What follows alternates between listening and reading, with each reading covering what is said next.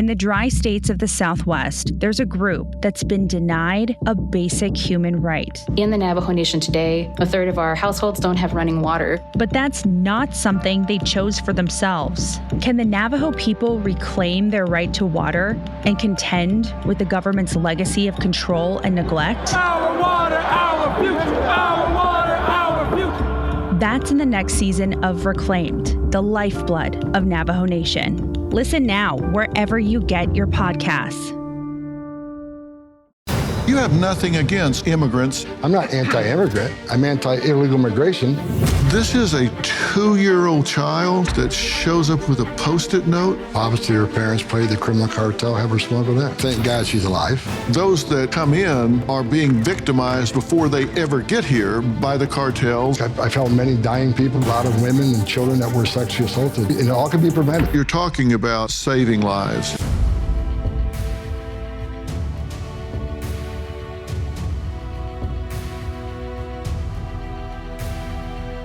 One of the biggest challenges facing our country these days is the border crisis. Now, this isn't just some flashy headline. It's about real people, real communities, and some very real consequences. I've been out there. I've stood just a stone's throw away from the Rio Grande in Eagle Pass, Texas, and then a drive along on the infamous Smugglers Highway in Arizona. I've spoken to the brave men and women on the front lines, the sheriffs, the border agents, and the local residents who told me they are living in a nightmare. They tell stories of fentanyl seizures, high-speed chases, and the heartbreaking tales of American families torn apart by a system that seems to be failing them. On Dr. Phil Primetime, we've exposed how illegal immigrants are fueling crime across America.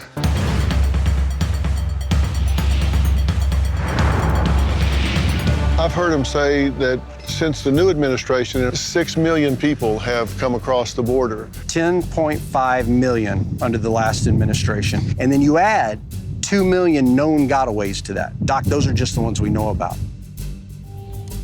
These children that are coming in with someone that says, I'm their mother, aunt, uncle, or whatever, we have no way of verifying that. We do not. But that could be a trafficker. There's a very good possibility that they're being trafficked, that they're going into the sex industry, or they're being forced into the sweatshops. So you don't feel safe out there? No. My workers, they kicked in their door, broke into my husband's office, broke into my husband's truck.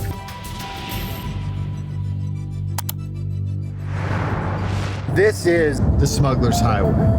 This is how they get people and drugs from Mexico across the border. The NYPD says it is battling a citywide robbery scheme in which migrants are hired to snatch women's purses and phones.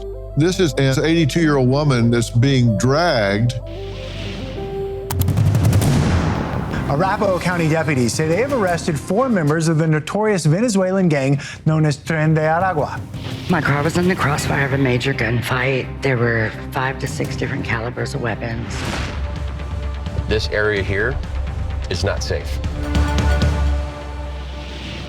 Well, now that you've seen the stakes, let's break down the numbers on what this immigration crisis looks like.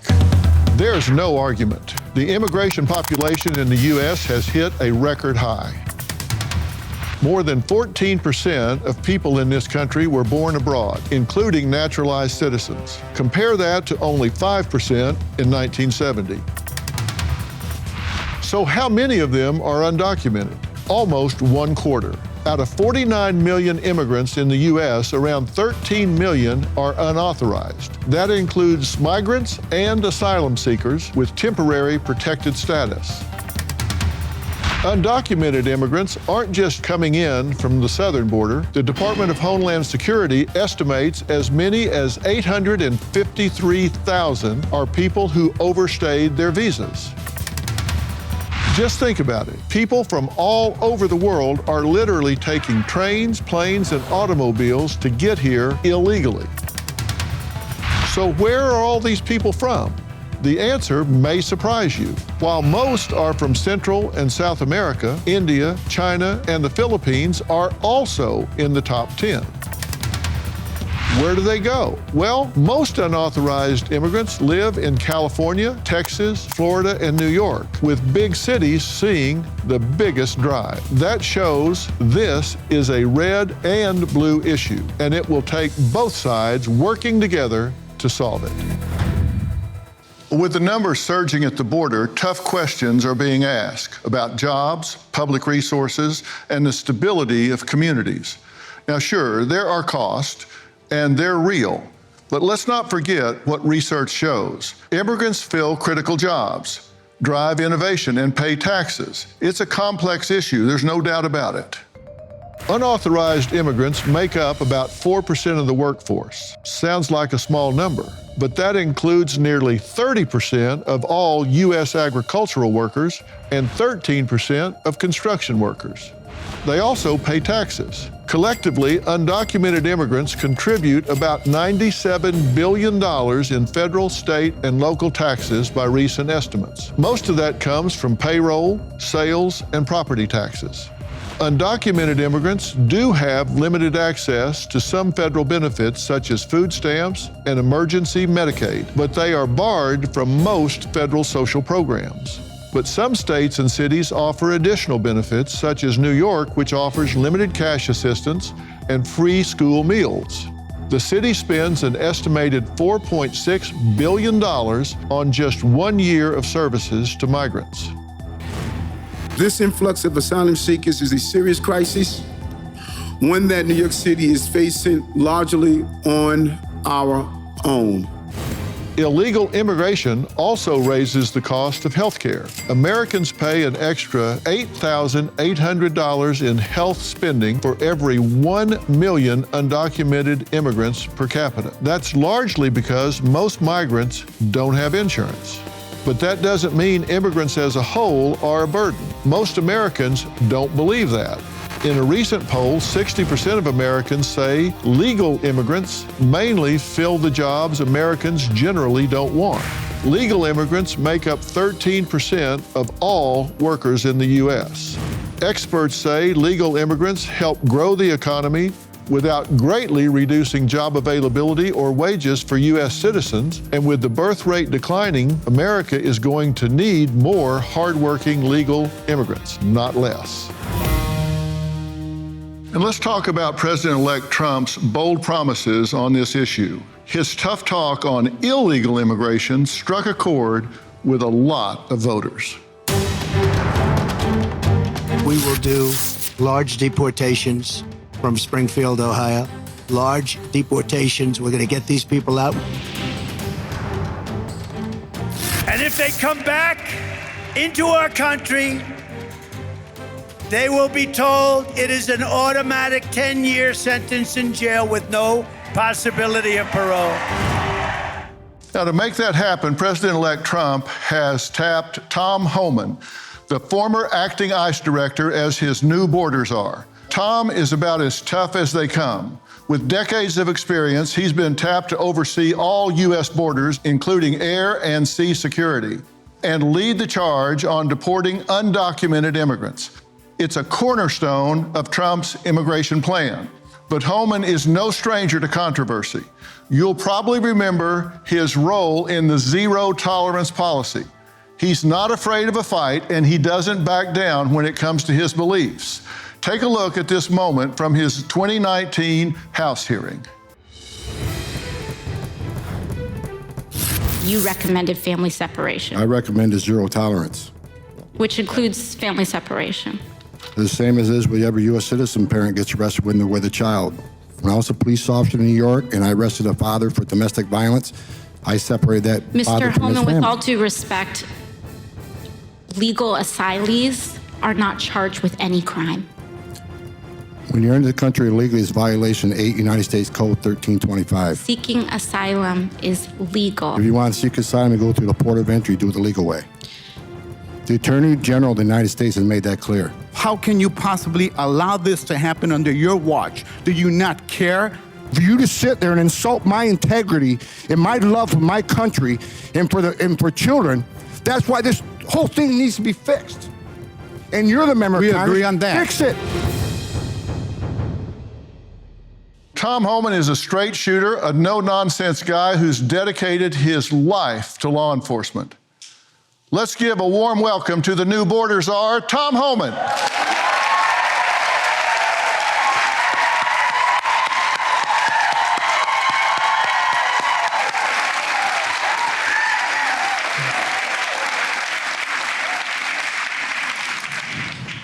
Well, sir, thank you for being here. Thanks for having me.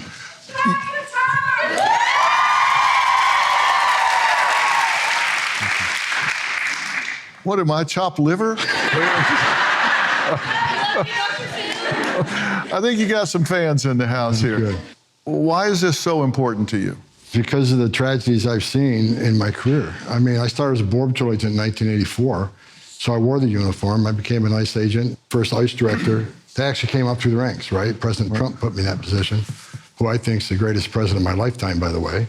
And the tragedies I've seen, you know, I've talked to young girls as young as 9 that were raped multiple times by members of the cartel.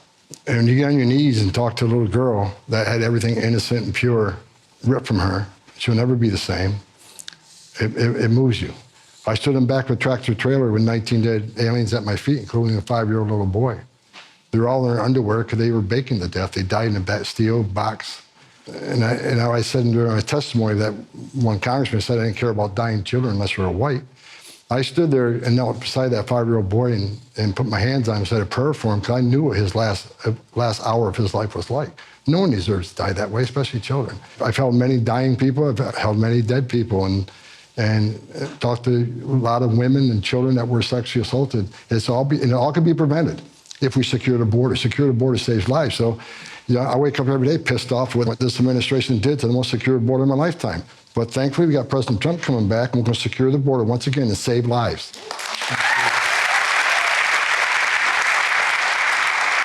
And Tom, this is doable. This can be secured again. Yes, we had the most secure border in my lifetime. Again, I started in 1984. I worked for 6 presidents. President Trump was a game changer. I mean, we had the most secure border ever. Illegal immigration at a 45-year low. Illegal immigration was down 83 to 90%, depending on what time frame you looked at, right? So we can do it again, and we have to do it. People say President Trump's policies are inhumane, they're racist, and it's just nothing further from the truth. There's studies done. 31% of women that make that journey through the cartels admitted to be sexually assaulted. So we know that number is probably high, right? Much. When President Trump had illegal immigration at a 45-year low, when 90% less people were coming, how many women were being sexually assaulted? How many children didn't drown in that river? How many pounds of fentanyl didn't get into the country to kill Americans? How many women and children weren't sex trafficked? Under Joe Biden, sex trafficking is up 600%. Fentanyl has killed over 250,000 Americans. Record number of people on terrorist watch lists coming across the border. In Trump administration, we had 13. They got over 300. Just that alone. So President Trump's policy saved lives by the thousands. The most humane policy they've ever seen. Securing the border saves lives, period. We're going to look at those numbers and compare what's happened between the 2 administrations, and we'll do that right after the break. Are you overwhelmed with back taxes or unfiled returns? Well, you don't have to face them alone. Tax Network USA is here to help. Tax Network USA, the nation's premier tax relief firm, has negotiated over $1 billion in tax relief for clients. Our services include penalty forgiveness, hardship programs, and offer in compromise solutions for lump sum settlements. Whether you owe $10,000 or $10 million, our experts are ready to assist you. Even if you're behind on taxes due to missing personal or business records, Tax Network USA can guide you through the process. Protect your financial security with guidance from Tax Network USA. Our experts provide strategic advice on reducing or eliminating your tax debt. To schedule a complimentary consultation, call 1-800-958-1000. Visit tnusa.com/Dr. Phil. Don't let the IRS's aggressive tactics control your life. Empower yourself with Tax Network USA's support and take charge of your financial future. Visit tnusa.com/Dr. Phil today. Poor sleep affects more than just energy. It impacts focus, mood, and overall health. If you've struggled with falling asleep or staying asleep or found other sleep aids ineffective, Beam's Dream Powder could be your solution. Dream Powder is a healthy, science-backed hot cocoa for better sleep made with natural ingredients like reishi, magnesium, L-theanine, apigenin, and melatonin to help you fall asleep faster, stay asleep longer, and wake up refreshed. Unlike other sleep aids, Dream doesn't cause next-day grogginess. It's delicious, guilt-free, and available in flavors like sea salt caramel, brownie batter, and cinnamon cocoa, with just 15 calories and 0 grams of sugar per serving. If you want to try Beam's best-selling Dream Powder, get up to 40% off for a limited time when you go to shopbeam.com/Dr. Phil and use code Dr. Phil at checkout. That's shopbeam.com/Dr. Phil and use code Dr. Phil for up to 40% off. Queríamos llegar a los Estados Unidos, ahora que Trump ganó, ahora no sabemos qué hacer. No, ahorita creo que es mucho más complicado. Vamos a buscar la manera de pasar antes de que vamos con la intención de trabajar y para un buen futuro para nuestros hijos, ya que en Venezuela no, para nadie es un secreto que no hay economía. Pues no quiere a los latinos, no quiere a los mexicanos y pues siento que sí va a ser más difícil, más complicado. Well, that was the reaction from those who are trying to cross the border into the U.S. right now because of Donald Trump's reelection. It has sparked some fear and uncertainty among the immigrant communities. But the incoming border czar, Tom Homan, has downplayed these concerns about mass deportation, stating that legal immigrants and U.S. citizens have nothing to fear. You have nothing against people that enter this country legally. Absolutely not. This country is built on immigrants. I'm not anti-immigrant. I'm anti-illegal migration because I understand the whole ugly underbelly of what that means. Yeah, because as you pointed out, those that come in are being victimized before they ever get here by the cartels and by those that do the trafficking and get them here. And even after they get here, they owe debts to people that got them here. So he crossed it illegally a few years ago and paid $7,000. And then the two guys inside the vehicle also don't have paperwork. I asked him, what happens if you don't pay the cartels? He says they'll hold you until you pay, or they'll go after the family until you pay. And they're working that off once they're here, and their families are held hostage and are accountable for those debts back in their home countries. Absolutely. I mean, trafficking is up over 600%. Over 500,000 children have entered this country through the use of cartels, separated from families. In this administration, who didn't properly vet the sponsors they released them to, they can't find over 300,000 of them. And that's something President Trump's committed to doing, finding these children and saving them. Let's take a look at Trump versus Biden administration. The Trump administration, 2017 to 2020, encounters 2,088,618. Encounters the Biden administration, 10,825,387, and then 2 million gotaways. So that's a huge difference in the number of people penetrating the border. And then repatriations, 1.6 under the Trump administration, and then 4.4 under the Biden administration, which is reflective of the number of people coming across. Trump administration, 2,000 pounds of fentanyl seizure, and Biden administration, 14,000 pounds. That's enough to kill every American walking, because it doesn't take much. So that tells you how much is coming across, because DEA tells me they assume they're seizing about, what, 10%? No more than 10%. It's not a coincidence in 4 years of an unsecured border, we have historic overdose deaths from fentanyl. It's coming across between the port of entries. But the border patrol is overwhelmed. And that's what people need to understand. They want to talk about innocent and illegal immigration. They're coming for a better life. I get that. But you need to understand, when you overwhelm the system like they've done the last 4 years, most of the border patrol is no longer on patrol. They're making sandwiches, changing diapers, they're making hospital runs. They're dealing with a humanitarian crisis. So when you pull 70% of agents off their national security duty, that's when they move the fentanyl in to kill Americans. That's when they move the sex trafficking, the 600% increase in sex trafficking. That's when the bad people come. And look, 2 million people paid more to get away. Why did 2 million people pay more to get away? Because they could have paid less, get to the border, a cartel's job's done. Turn yourself in a green uniform. Get processed, get released within 24 hours. Get a free airline ticket to the city of your choice. Get a free hotel room. Get 3 meals a day. Get free medical care. And in 90, 120 days, get work authorization, which was the very reason you came here. Why did 2 million people pay more to get away? Because they didn't want to be vetted. They didn't want to be fingerprinted. That just scared the hell out of everybody. It scares the hell out of me. How many of those came from the country sponsoring terror? I want to be sure everybody understands what you're saying. There's port of entry here, port of entry here. They come through in between, and if they go to a green uniform, that's where they get their free pass, they get all the goodies, they get into the country, and they may get a court date in 7-8 years, but they're here for all that time. Now, if they go to a brown uniform, they get turned around and sent back home, right? Oh, yeah.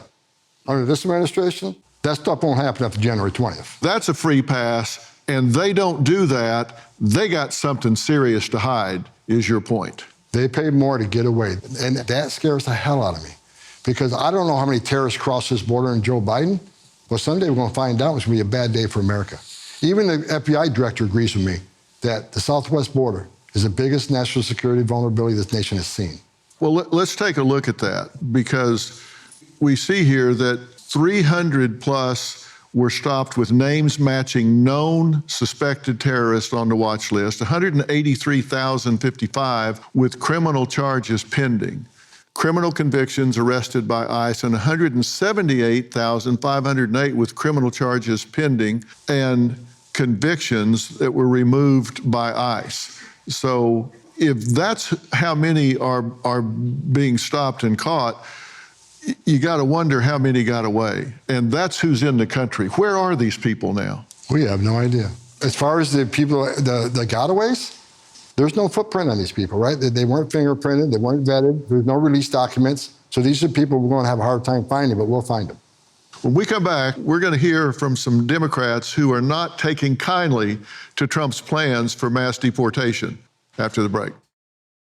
Every notification on your phone announces another wave, a hurricane threatening lives, an East Coast labor strike threatening our supply chain, an international conflict threatening our peace, or an assassination attempt threatening our democracy. Supply chains for medications can be unreliable, but there's a way to feel safer in this uncertain world. Please research how to get your own supply of medications in case of a small or more significant emergency. I urge you to invest in a Jace case today. It's an emergency medication kit containing life-saving antibiotics that treat the most common and deadly bacterial infections.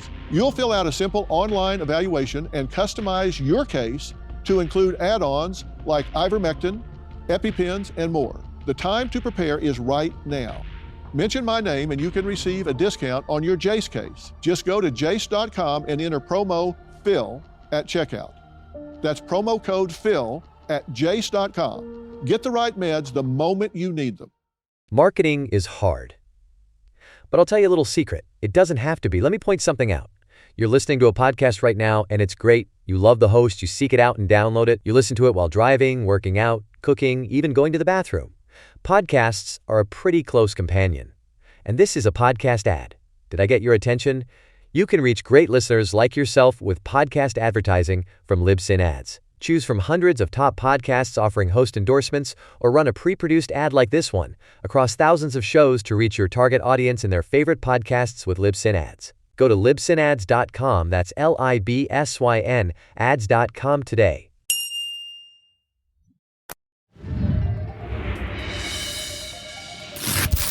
We will be very aggressive, both with bullhorn, with legal action. If it's contrary to our values, we will fight to the death.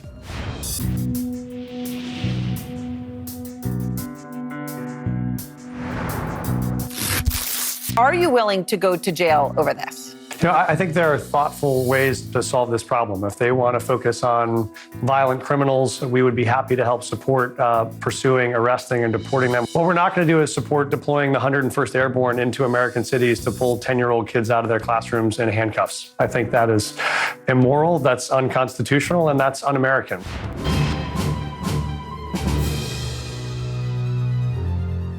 Well, that was some of the reactions from Democrats across the country. Democratic leaders and immigration advocacy groups are planning a major showdown against President-elect Donald Trump's proposed mass deportation plan, shaping up to be one heck of a battle that Trump's new border czar, Tom Homan, says he's ready for it.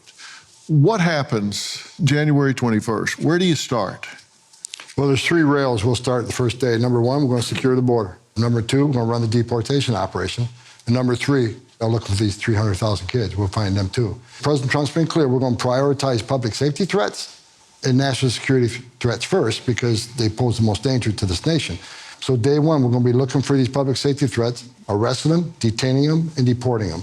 And if these sanctuary city mayors don't want to help, then get the hell out of the way because we're coming. We're doing it. You say that the left media has it backwards, branding you as the bad guy. How are you the bad guy? You know, I grew up in a family full of cops. My grandfather was a cop. My dad was a cop. And we're in a situation now where the left thinks those who enforce the laws are the bad guys, those who broke the law are the victims. Well, we're going to change that after January 20th. So we have known criminals here. Did countries such as Venezuela take people out of prison and send them up here and, in fact, refuse to take them back? Yes. And Venezuela, to this day, they're pushing back on taking return of those criminals. So President Trump already realizes he has to give a mandate to Venezuela saying, you will take these people back or you'll face consequences. We're talking about some gangs here. This is from Aurora. I've had the Aurora people here. You've been in this building. Yes. You've been to this building. You've talked to this resident. The mayor had a statement that contradicted itself within the statement that said there wasn't a problem here. We arrested 6 people there. Well, which was it? Was there a gang problem in this building? Absolutely. There's a gang problem in that building. In that entire neighborhood, there's a gang problem. Yeah. I was there. Put the communities at great risk. But now they got a problem January 20th because my gang's bigger than their gang. So these guys are probably watching Dr. Phil's Merit TV. So they're going to know that on the 20th, the 21st, there's a whole new set of rules. Are they likely to scatter or are they likely to make a fight of this? What do you expect? I expect some to scatter. I expect some are going to be a problem. I hope to God I'm wrong. There's going to be some violence. I mean, these are heavily armed people, and I'll pray every day for the men and women of ICE to do a good job, go home safe to their families every day, but we're not walking away from the danger. We can't. We got to make this country safe again. I'm sick and tired of young girls being raped and killed by people not supposed to be here. President Trump is committed to removing these public safety threats. I'm committed to removing them. So regardless where they go, they can run and hide, but we're going to find them, and they're going to be deported. When you say these people that aren't supposed to be here, we're talking about mass deportations, right? Look, the law clearly says when you come to our border and enter illegally, if you don't have proper documentation, enter the country, you shall be detained. Shall. Not maybe, not let's think about it, let's not create a CBP1 app and bring them in through the back door. You shall be detained. That's the difference between President Trump and Joe Biden. President Trump took that serious. This administration didn't. So that's what we're going to do January 20th. You will come here. Hopefully you have the Remain in Mexico program back in very fast. But if not, you'll be detained. And we'll find the beds to detain you in. But you're not going to be released into the public. And we're certainly not going to release people who can't vet properly. That's why there's so many criminals across the border. The secretary can say all day long, well, they're all vetted before they're released. We don't have criminal data from El Salvador. We don't have criminal data from Venezuela. You say you vet them through NCIC. So if they've ever been arrested here, yeah, we'll know about it. But if they haven't been arrested here before and there's no footprint here, we don't know who these people are. That's why they need to be detained. If they came across illegally, they're not an asylee, what level crime is that? That's a misdemeanor. And can you deport them at that point? Absolutely. And what's the process? If you arrest them on Tuesday morning and you decide, okay, we're deporting these people, they're here illegally, what's the process of deporting them? Depends what country they're from, right? If they're from Mexico, we can do an expedited removal and put them back within hours. When I was a Border Patrol agent, you could process an alien from Mexico and return him within 45 minutes for everything, right? But if you're from a foreign nation, other than Mexico, then we have to detain them while we work on travel documents. Let's take Venezuela, for example. You got to get Venezuela to agree to take them. They have to send you travel documents. They have to accept that, yeah, this person's a national of our country, a citizen of our country. Then we got to make flight arrangements. So we have to, everybody we arrest, the vast majority, you have to detain a few days while we work out these details. El Salvador issues a travel document for their citizens. We have to pay for those travel documents, believe it or not, under this administration. So we got to look at those things too. These countries need to adhere to the rules that have been established over decades that you need to take your citizens back. You don't look at this as a political thing. I've served under 6 presidents, starting with Ronald Reagan. Right. We took a look at Obama versus Trump, and under the Obama administration, there were 5.3 million deportations. From 09 to 12, 3.2 million, 13 to 16, 2.1 million, and under the Trump administration, 2 million. So you've deported on your watch 5.3 million people. That was under a Democratic administration. Yeah, and actually President Obama gave me a presidential rank award for that. Right. So how is this a politically driven thing? I don't understand. It isn't. I don't care about politics. I don't care what people think about me, never have. I'm going to do the job. It should be a nonpartisan issue. Let's forget about illegal immigration for a minute. When you cause a crisis as big as the Biden administration has done, now we're talking about 250,000 Americans dead from fentanyl, 600% increase in sex trafficking. A record number of aliens have died crossing this border, historic number, almost 4,000 have died crossing this border under the Biden administration. We're talking about no respect to terrorist threats coming at record numbers. This isn't just about illegal immigration. When you cause a crisis this big, it causes all these bad things to happen. So when you talk about terrorism or 250,000 dead Americans, this should be a nonpartisan issue. I would think Republicans, Democrats, and Independents will all agree on this. But the left still doesn't get it. And that, I find that troubling. I've seen so many tragedies in my lifetime. Some of these still keep me up at night. While you and I are talking right now, women are being raped by criminal cartels on the border. While we're talking right now, a child will die tonight. And I'm done with it. I'm sick of it. Secure borders saves lives, and I can't wait to January 20th when President Trump is back in power and we secure this border. When we come back, Tom says despite the death threats he's getting, he's planning to do his job as the borders are. And that means he's actually going to go there. We'll be right back. Without objection, it is passed. Los Angeles unanimously passed a sanctuary city ordinance on Tuesday, which would protect immigrants living there. We know that women should be able to report domestic violence and seek justice. Kids should be able to go to school, and families should be able to go to public libraries without the fear that doing so would tear their families apart. Well, that was Los Angeles city leaders talking about the city ordinance to stop Trump's plan for mass deportation. What do you say to these city leaders that say, A, they won't help, B, they will resist your efforts? Well, first of all, I find it amazing that any elected mayor or governor would push back. The president's been very clear. We're going to concentrate out of the gate on public safety threats. What mayor or governor does not want public safety threats taken out of their communities? So again, help us or get out of the way. And I've been clear. These politicians need to read Title 8, United States Code 1324, Section 3.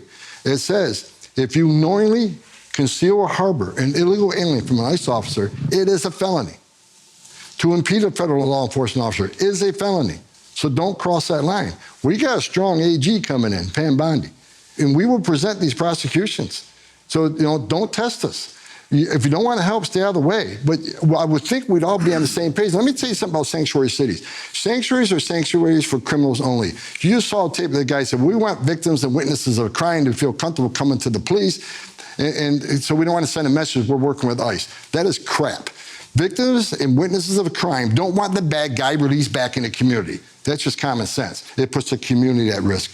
And like I said before, if you force us into the community, we're going to find the bad guy. There's probably others we're going to find, which means they're going to be arrested too. So by them putting up roadblocks and being a sanctuary city, they're going to get the exact result that they don't want. More ICE officers in their neighborhoods. It just seems crazy to me that if there's a suspect and they're in their jail, that they would open that jail and say, here you go, do what you're going to do. It is much safer. And why won't you give us access to somebody you locked in a jail cell? Because obviously he's a public safety threat. And when you're done with them, let us have him. Because then we were not only removing from the community, we're removing from the country so he can't reoffend. Look at recidivism rates, for God's sakes. They're going to release him back in the immigrant community. He's likely to reoffend in the immigrant community.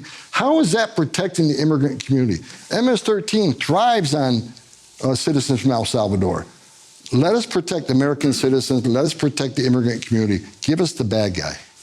I need to ask you about the Chinese immigrants that have crossed the border, because that number has gone way up. And I've talked to people that are concerned that we have vulnerability to our energy grid in the United States. This is a map showing where Chinese have purchased farmland in the United States in pretty massive quantities. Those purchases are strategically around military bases. And so we've got in 23, I think, 30,000 Chinese immigrants across the border. How do we protect against them organizing in some way and taking down the energy grid in this country in a coordinated fashion? You put a strong president in the Oval Office. That'll happen January 20th. This administration won't do it. And look, this is a huge national security threat to us. And it's closer to 60,000 Chinese under the Biden administration. 60,000 Chinese males, mostly military age, do not leave China without the coordination and approval of the Chinese government. That just don't happen. So this is a coordinated national security vulnerability that the Chinese government is involved in. That's my true belief. And it's a huge national security vulnerability. This administration did nothing to China about creating the precursors that make the fentanyl to sell the cartels. Nothing. They've done nothing about the Mexican cartels. President Trump is committed to take on the Mexican cartels because they've killed more Americans than every terrorist organization in this world combined. When we come back, the state of Texas has donated land to help with these mass deportations. What will that look like? We'll talk about that next. Texas Land Commissioner Dr. Don Buckingham has offered over 1,400 acres of state land in Starr County, Texas, for building deportation facilities and says more land is on the way. Now, the state has already started building a border wall on some of the land, aiming to finish a mile within a week. Don, thank you for being here. My pleasure. So 1,400 acres, what's the plan for using this? We just want to be good partners. Texas has been standing in the gap while the Biden administration has abdicated its duty to protect our border. And so our offer was simply this. If we have something that's of use to you, if there's a way to help get these violent criminals off of our soil who are raping and murdering our sons and daughters, we want to be a part of that.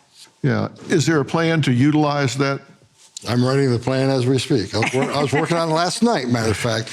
Look, Governor Abbott has done more to secure this border than anybody in this administration.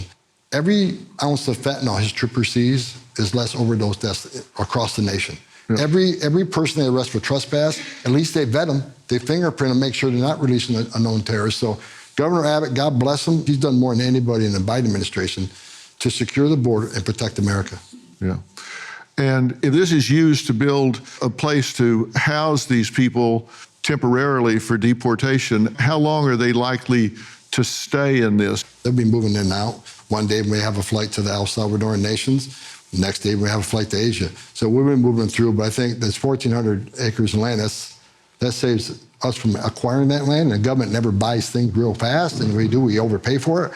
So having this from the state of Texas is great. When we talk about this, we talk about numbers, and numbers can take the humanity out of it because you're talking about saving lives. It's important to realize they're being victimized in getting here.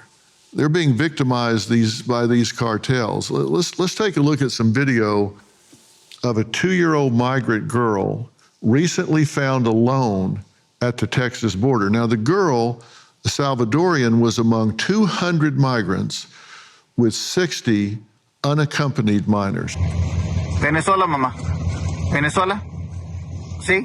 ¿Qué tantos años tienes? 2 años. ¿No vienes con tu mamá y tu papá? ¿No? ¿Venezuela? ¿Para dónde vas, mamá? ¿Dónde están? Estados Unidos. ¿Estados Unidos? Okay. This is a 2-year-old child that shows up with a Post-it note. How did she get there? Obviously, her parents played the criminal cartel, have her smuggled in. Thank God she's alive, because too many of these young people perish. Hopefully she wasn't sexually assaulted by some animal in the cartel, because that happens all the time. But you know, she'll eventually be released. They'll find her parents and delivered to the parents. What I want to happen, when the parents come forward, we'll process them too. And when that little girl goes to immigration court, the parents can be standing shoulder to shoulder with her, because that's parenting 101, in my opinion, and we'll deport them all together as family. This should not happen. We got to put a stop to this. It's just madness. I don't know who put a 2-year-old in the hands of a criminal cartel to be smuggled across the border. It's so dangerous. The river alone, look at the river's taken thousands of lives. The desert, thousands of lives. I don't understand it, but we're going to put an end to it. You and I are going to be meeting with the sheriffs in Arizona, and when they go into the desert to intercept some of these illegal immigrants, they go in with supplies that are life-saving. They go in with water and food and clothing and medicine, because if somebody gets left behind, they just die in the desert. Sometimes they think these border guards are kind of jack-booted thugs. They're actually going out there to save lives, because these people are going through 50, 60 miles of really rugged terrain, often carrying homemade backpacks full of drugs, and it's tough. It's rugged out there. This is not an easy thing. I appreciate you saying that, because that's not talked about enough. Look, when I was a Border Patrol agent, most of the times I didn't eat my lunch. I gave it to an alien I arrested who hasn't eaten in days, because I can eat later that day and he hasn't eaten. Men and women in Border Patrol, they're the only humane thing on that border. The men and women wearing green, they're patriots. They're the finest 1% this country has.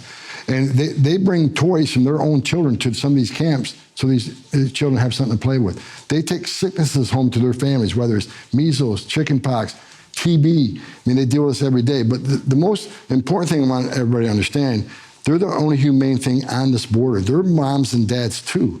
They're sons and daughters too. They don't hang their heart on the wall when they wear that uniform. But a lot of left will like to push that message. They're racist and they're a bunch of stormtroopers. It's just ridiculous. The men and women of the Border Patrol, God bless them, I wore that uniform. They save thousands of lives every year for exactly what you said. The men and women of the Border Patrol are great patriots. And I want to remind people, I think on the last count under this administration, I think they got close to 40 suicides. The highest level of suicides in any law enforcement agency, federal, state, and local. Why is that? Talking to little girls who were raped multiple times, seeing the devastation on the border certainly had a weigh on them. So these men and women have taken a toll the last 4 years. I was down there last week. Their spirits are picking up because they know the rescue's coming and they're going to get to do the job again. Yes, they know that. So if you see a Border Patrol agent, just thank them, because they haven't got thanked in 4 years. Yeah, absolutely.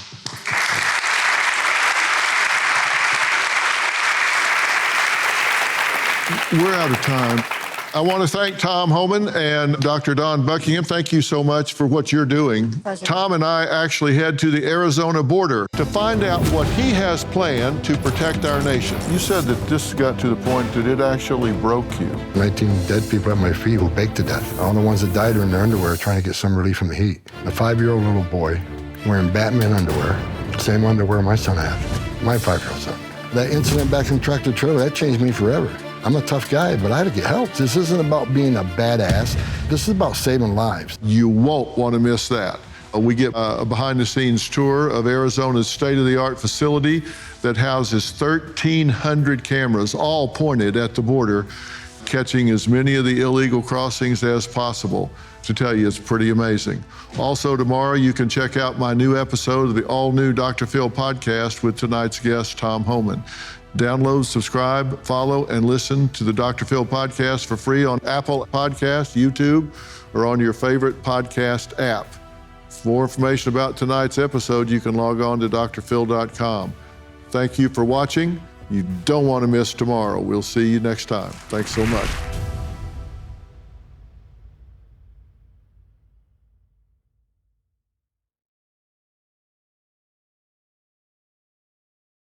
In the dry states of the Southwest, there's a group that's been denied a basic human right. In the Navajo Nation today, a third of our households don't have running water. But that's not something they chose for themselves. Can the Navajo people reclaim their right to water and contend with the government's legacy of control and neglect? Our water, our future, our water, our future. That's in the next season of Reclaimed, the lifeblood of Navajo Nation. Listen now wherever you get your podcasts.